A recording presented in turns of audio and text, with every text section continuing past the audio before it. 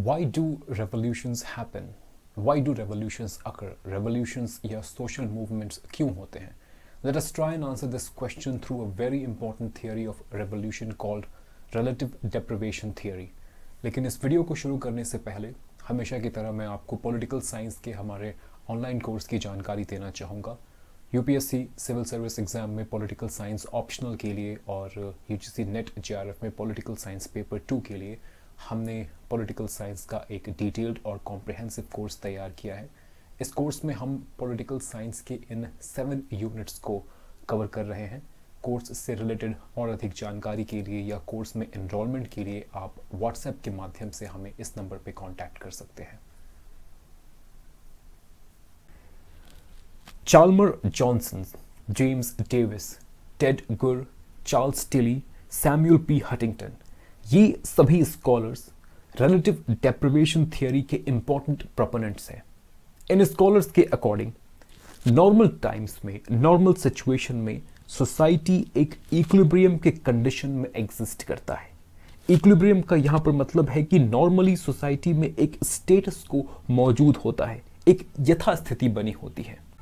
इसका क्या मतलब है? देखिए, सोसाइटी में कई ग्रुप्स एग्जिस्ट करते हैं।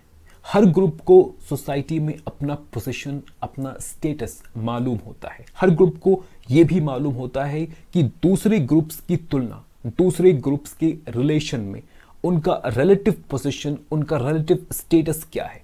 और हर ग्रुप में मौजूद, हर ग्रुप में रहने वाले जो लोग हैं वे अपने इस स्टेटस, इस पोजीशन से मोर और लेस सेटिस्फाइड होते हैं।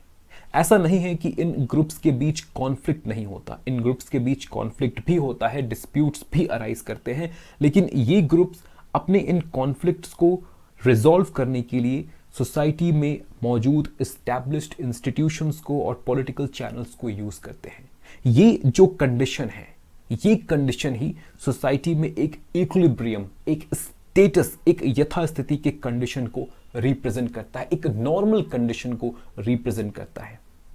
लेकिन कभी कभी, समटाइम्स, सोसाइटी में मौजूद इक्विलिब्रियम का ये कंडीशन डिस्टर्ब हो जाता है और सोसाइटी में एक डिसइक्विलिब्रियम की स्थिति उत्पन्न हो जाती है। इस डिसइक्विलिब्रियम की स्थिति से वापस इक्विलिब्रियम की स्थिति में सोसाइटी मूव कैसे करता है? इस क्वेश्चन का आंसर है revolution. Okay, so what is revolution? Relative deprivation theory के according revolution is the abnormal deviation from normal status quo. Revolution is the disequilibrium in society. Society में ये जो डिसइक्विलिब्रियम है, सोसाइटी की ये जो नॉर्मल सी डिसरप्ट हो चुकी है, डिस्टर्ब्ड हो चुकी है, जो स्टेटस को डिस्टर्ब्ड हो चुका है, यहीं से रेवोल्यूशन का जन्म होता है। सोसाइटी में यहीं से रेवोल्यूशन इमर्ज करता है और रेवोल्यूशन के खत्म हो जाने के बाद ही, रेवोल्यूशन के कंप्लीट हो जाने के बाद ही सोसाइटी में दोबारा से इक्विलिब्रियम या नॉर्मलसी या स्टेटस को एस्टैब्लिश्ड हो पाता है। रिलेटिव डेप्रिवेशन थियरी का ये कोर आर्ग्यूमेंट है और इस कोर आर्ग्यूमेंट को समझने के लिए आपको ये समझना होगा कि सोसाइटी में डिसइक्विलिब्रियम क्रिएट कैसे होता है। How does the disequilibrium get created in society?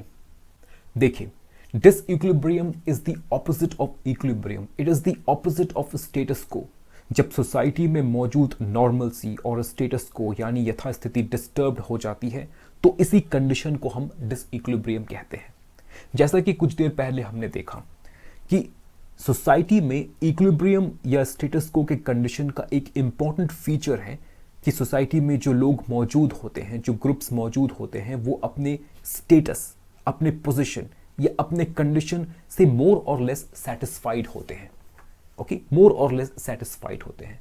लेकिन अगर सोसाइटी में अचानक कुछ ऐसे चेंजेस आने लगे जिसके वजह से सोसाइटी में मौजूद कुछ ग्रुप्स का कंडीशन या तो रैपिडली इंप्रूव करने लगे या रैपिडली डिटोरिएट करने लगे, तो इस सिचुएशन में सोसाइटी का इक्विलिब्रियम डिस्टर्ब्ड हो जाएगा। अगर सोसाइटी में कुछ ग्रुप्स का कंडीशन रैपिडली इंप्रूव कर रहा है तो वे ग्रुप्स जिनका कंडीशन इंप्रूव नहीं हो रहा है, वे ग्रुप्स अपने आप को रिलेटिवली डिप्राइव्ड महसूस करने लगेंगे। रिलेटिव डेप्रिवेशन की ये फीलिंग उन ग्रुप्स में भी आ सकती है जिन ग्रुप्स का कंडीशन दूसरे ग्रुप्स की तुलना अचानक डिटोरिएट करने लगे। इन दोनों ही केसेस में, इन दोनों ही सिचुएशंस में अगर रिलेटिव डिप्रिवेशन की फीलिंग सोसाइटी के किसी ग्रुप में आ जाती है तो फिर वो ग्रुप सोसाइटी में अपने पोजीशन, अपने स्टेटस को लेकर सेटिस्फाइड नहीं रहेगा और यही डिससेटिस्फैक्शन एक ग्रुप को पोटेंशियली रेवोल्यूशनरी बनाएगा। इसी डिससेटिस्फैक्शन की वजह से सोसाइटी का एक ग्रुप या एक सेक्शन रेवोल्यूशन या सोशल मूवमेंट को करने के लिए मजबूर होगा और इस ग्रुप के द्वारा रेवोल्यूशन या सोशल मूवमेंट को तब तक कंटिन्यू किया जाएगा जब तक इस ग्रुप के भीतर रिलेटिव डेप्रिवेशन की फीलिंग खत्म ना हो जाए। रिलेटिव डेप्रिवेशन थियरी के इसी कोर आर्ग्यूमेंट को समराइज करते हुए जेम्स डेविस कहते हैं कि successful revolution was neither the work of the destitute means poor nor of the satisfied but of those whose situation was improving less rapidly than they expected. इसी तरह का एक similar argument Samuel P Huntington के द्वारा भी दिया जाता है। सैमुअल पी हंटिंगटन कहते हैं कि ascending or aspiring groups and rigid or inflexible institutions are the stuff of which revolutions are made। Samuel P Huntington के इस आर्ग्यूमेंट को समझिए। देखिए, रिलेटिव डेप्रिवेशन कई फैक्टर्स की वजह से सोसाइटी के ग्रुप्स में इमर्ज कर सकता है। एक फैक्टर है रैपिड इकोनॉमिक ग्रोथ।